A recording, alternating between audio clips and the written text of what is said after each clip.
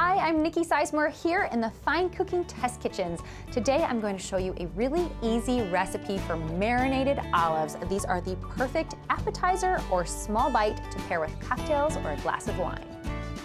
I have a half cup of olive oil in a small saucepan, and I'm adding 4 garlic cloves that I've lightly smashed. We're gonna cook these until the garlic is golden and smells delicious. Okay, the garlic is getting nice and golden. It smells amazing, so let's add some other flavorings. I have 3 strips of lemon zest and 4 strips of orange zest. Just shave these off with a vegetable peeler. I'm also adding 2 bay leaves, a pinch of red pepper flakes for a little bit of heat, a sprig of fresh rosemary, just nestle that in, and a pinch of allspice. I'm gonna cook this for another couple of minutes just to let everything infuse into that oil.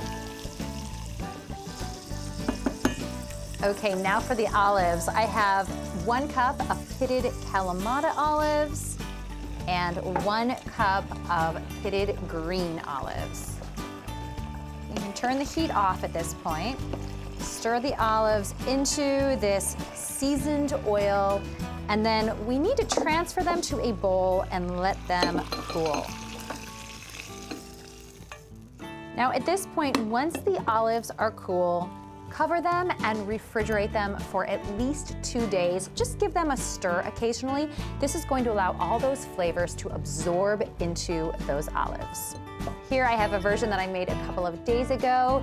I just like to reheat them in a small pot until they're warm. Scoop the olives and some of the aromatics into a serving bowl, drizzle some of that warm oil on top, and serve this with some crusty bread. It is a perfect little pinchos or small bite to go with a cocktail or glass of wine. For more tips and recipes, go to finecooking.tv.